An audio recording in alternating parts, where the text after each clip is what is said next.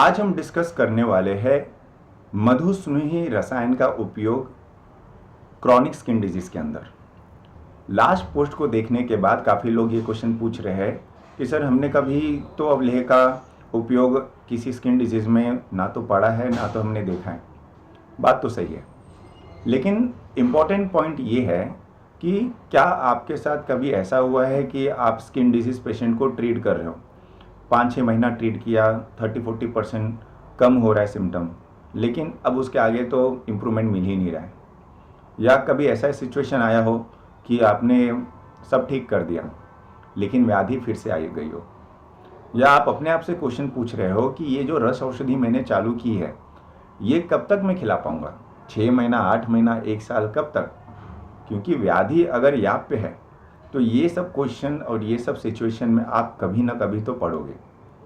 अब बात ये आती है कि जब भी हम बात करते हैं कि व्याधि को ठीक करने के लिए, फिर से उसमें दो चीज़ आती है कि पहला कि आपके लाइन ऑफ मेडिसिन से या आपके पंचकर्म थेरेपी से आपने संप्राप्ति को तो कम कर दिया, यानी कि पैथोफिजियोलॉजी को तो वीक कर दिया और डिजीज के सिम्टम्स को कम कर दिया, पर दूसरी तरह से हमें ये भी पूछना है कि त्वचा यानी कि स्किन, उसकी भी इम्यूनिटी बची है कि नहीं।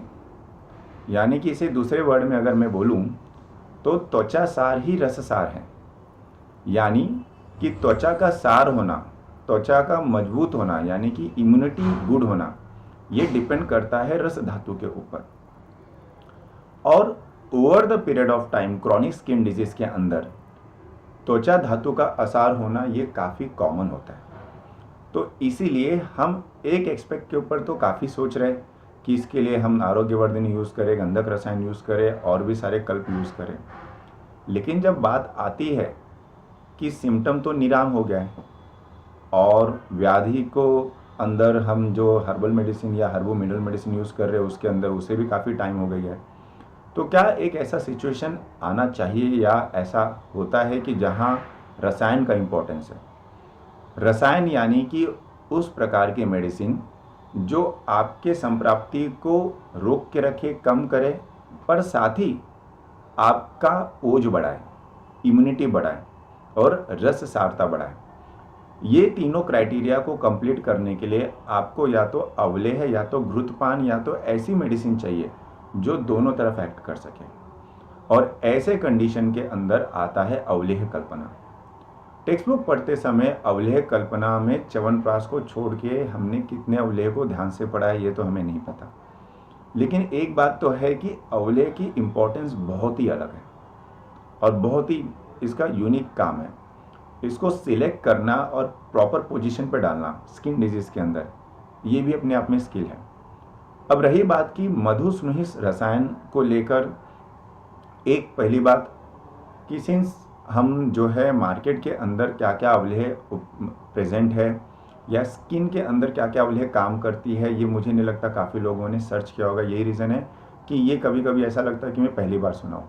कोई कोई इसका नाम पढ़ के बिना पढ़े इसे छोड़ देता है कि मधुस्नेही है तो यानी इसके अंदर स्नेही का उपयोग हुआ है जो टॉक्सिक है, लोग छोड़ देते हैं। जबकि हाँ, मधुस्नेही जो है ये स्माइलेक्स चाइना है जो इतना कॉमनली हम यूज़ करते हैं अपने घर पे, हमें ही पता है। तो रही बात क्वेश्चन ये कि मधुस्नेही रसायन ऐसा नहीं कि अकेला ऐसा रसायन है जो हम क्रॉनिक स्किन डिजीज के अंदर यूज़ कर सकते हैं। रसायन तो बहुत सारे ग्रंथोक्त हैं पर मार्केट में बहुत कम अवेलेबिलिटी है और जो मिलती है उसके ऊपर एक्सपर्टीज बनानी पड़ती है। तो यहाँ अब बात आती है कि मधुस्नेही रसायन ये एक ऐसा कल्प है कि जहाँ रस औषधि अगर आपको स्टॉप करनी है या आपको ऐसा लगता है कि पेशेंट आपका ठीक हो गया है और अगर वो असाध्य नहीं है या आप पे नहीं है, तो ऐसे कंडीशन के अंदर आप मधुस्नेही रसायन को 6-6, 7-7 महीना मेंटेनेंस डोज पे स्टार्ट कर सकते हो। इससे ये होता है कि ऑफकोर्स हमें पता है कि स्किन डिजीज़ के अंदर, जैसे अभी विंटर सीजन है, तो इसके अंदर अगर पेशेंट कितना भी डाइटरी रिस्ट्रिक्शन रखे, लेकिन एनवायरनमेंट के अंदर वायु का जो रुक्षता है या उसकी शीत गुण है, ये काफ़ी स्किन डिजीज़ को फ्लेयर करेगी। सोरियासिस बढ़ जाएगी कंडीशन में, एक्जिमा बढ़ जाती है, ड्राई स्किन की प्रॉब्लम बढ़ जाती है। तो ऐसे कंडीशन में ऑफकोर्स लोकल जो एप्लीकेशन है उसका रोल होता ही है, पर साथ ही साथ अगर शरीर के अंदर सारता नहीं है या फिर से वही बात आती है कि रस धातु असार है। तो इस कंडीशन के अंदर जिसको टेंडेंसी है फ्लेयर अप होने की या बढ़ने की, तो ट्रीटमेंट से ज़्यादा इम्पोर्टेंट ये है कि उसको अवलेह कल्पनाक दिया जाए। इस ऋतु के अंदर, ठंडी के अंदर जो है इम्यूनिटी अच्छी रहती है। तो अवले जैसा घन कल्प या बाकी अगर आप किसी भी प्रकार का घृतपान कराएं, तो ये दोनों जो है किसी भी क्रॉनिक स्किन डिजीज़ के सिम्टम्स को मेंटेन रखती है। और यही सबसे इम्पॉर्टेंट बात है कि मधुस्नुही रसायन ये सीज़न के अंदर one of the best drug है। अब बात ये नहीं है कि आपने ये मधुस्नुही पढ़ा और तुरंत सबके अंदर चालू कर दें। मधुस्नुही रसायन को पढ़े, ये समझे कि ये किस प्रकार के कुष्ठ को टारगेट करता है।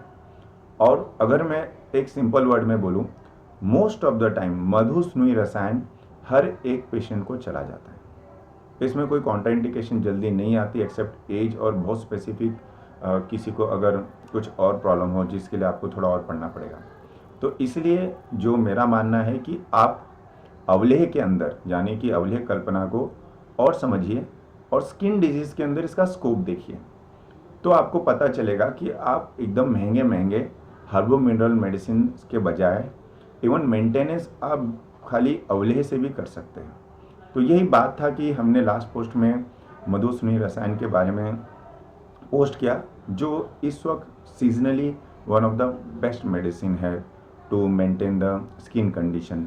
अगर वो निराम हो या आपके पेशेंट को हम काफ़ी पेशेंट को इन्फॉर्म करते हैं कि ये सीज़न के अंदर आपको जो है मधुस्नुही रसायन का उपयोग करना चाहिए ताकि सिम्टम फ्लेयर अप ना हो और लोकल एप्लीकेशन अभियान कंटिन्यूस करना चाहिए। So this is important of Madhusnuhi Rasayana और importance of avaleha in a chronic skin disease. Thank you.